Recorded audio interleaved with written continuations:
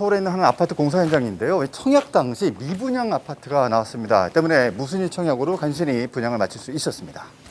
강북구에 위치한 이 아파트는 18가구의 미분양이 발생해서 무순위 청약을 진행했는데요. 청약 불패라 불리던 서울에서도 미분양 우려가 심화되고 있는 걸까요? 어떻게 미계약이 났나 싶어가지고요. 보험 무렵이 아파트가 떨어진다는 그 보도가 그렇게 해서 사람들이 주춤주춤했던 거예요. 작년만 해도 예상하셨어요? 이거 미분양 날 거라고는? 전혀요. 예상을 전혀 못한 거죠. 미분양 발생했죠. 인근의 또 다른 아파트, 이곳 역시 미분양 물량이 발생해서 무순위 청약을 진행했지만 이마저도 미달을 기록한 상황이라고 합니다. 다 추천돼갖고 다 됐는데 그걸 포기한 거다. 네. 이게 그럼 작년에 올해랑 생각이 완전 달라졌어요? 완전히 틀려졌죠. 작년 초만 해도 당첨이 없는 로또라고 생각했으니까. 이 아파트는 청약에 당첨된 사람 중 90% 이상이 계약을 하지 않았는데요. 페널티 적용에도 불구하고 계약을 포기한 이유가 있을까요? 청약 단가가 조금 세긴 했어요. 분양가가 시세에 대비해서 반영이 된 거죠. 그래서 초유의 사태가 생긴 거고. 얼마예요? 30평대가? 30평대가 10억에서 11억, 20평대는 8억에서 9억. 너무 분양가가 세다고 네. 추첨을 됐어도 그걸 포기하는 사람도 있고. 강북구는 분양가 상한제가 적용되지 않는데요. 전용 면적 102제곱미터 한 채 가격이 10억 원을 웃돕니다. 혹시 뭐 로또 아파트 뭐 분양 뭐 해놓으면 이분들이 그냥 언론에서 그 얘기 나오면은 막 벌떼처럼 달려서 시세 차익 보려고 막 들어올 텐데 이제 그런 게 조금 이제 들어갈 것 같다고 하니까 신중하게 생각하신 거겠죠.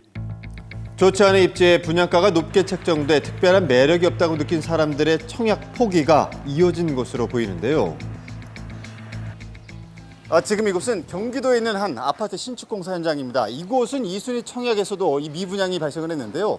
자, 이처럼 수도권뿐만이 아닌 지방에서도 이 아파트 미분양 사태가 속출하고 있습니다.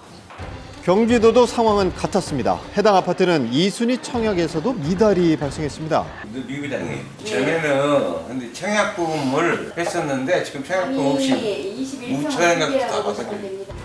이런 미분양 사태는 지방의 경우가 수도권보다 더욱 심각한데요. 올 3월 기준 2만 건이 넘게 집계됐습니다.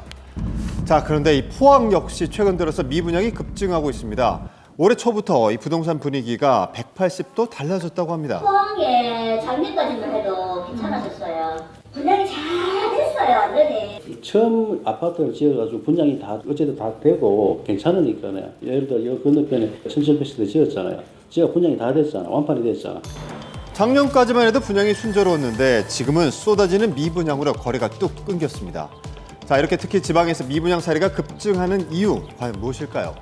지금 1년 사이에 완전히 공급이 너무 많으니까 지금 완전히 지금 미분양 엄청나게 많거든요. 포항 인구에 비해서 지금 물량이 좀 많은 것 같아요.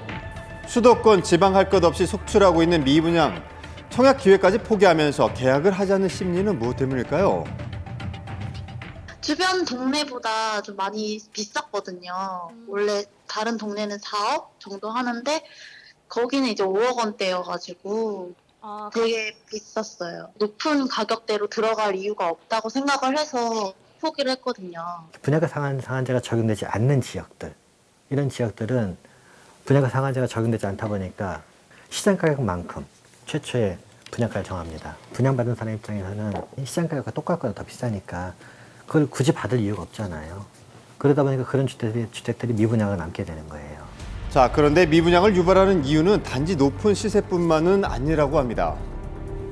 대출 규제가 오고 하니까 안 되는 거야. 뭐 자기 돈 갖고 사는 사람이 얼마나 돼요. 다 대출 받고 뭐 이래야 되는데. 특히나 DSR 규제가 2단계 강화된 상황이고 7월 되면 또 3단계 마지막 최고로 강화가 되고 있는데 그런 본인의 이제 소득에 따라서 대출할 수 있는 금액들 한도가 정해지다 보니까 주택 가격이 지금까지 굉장히 좀 많이 오른 상황에서 주택을 매입할 여력이 좀 안 되기 때문에 여러 가지 이유들로 매수 심리가 좀 완전히 꺾인 부분이 있습니다. 자, 이렇게 쏟아지고 있는 미분양으로 인해서 지방은 이미 가격 하락세에 접어든 모양새입니다. 시세는 이미 3년 된 가격으로 좀 돌아왔어요. 주인들 맨날 와갖고요. 제발 집 좀 팔아달라. 하루에도 전화 오는 사람은 집 내놓는 사람밖에 없지 사러 오는 사람이 없으니까. 한 2, 3천 다 떨었어요. 이제. 네. 퍼센트로 따지면 몇 프로 떨어진 거죠? 10% 이상 봐야지. 그럼 큰 거 아니에요? 그죠. 이 계속되는 미분양 사태로 전국의 부동산 시장은 혼란스럽기만 한데요. 이 앞으로의 전망은 어떨까요? 지방 같은 경우들은 미분양 이런 사태가 더욱더 확산될 수는 있을 것 같고요.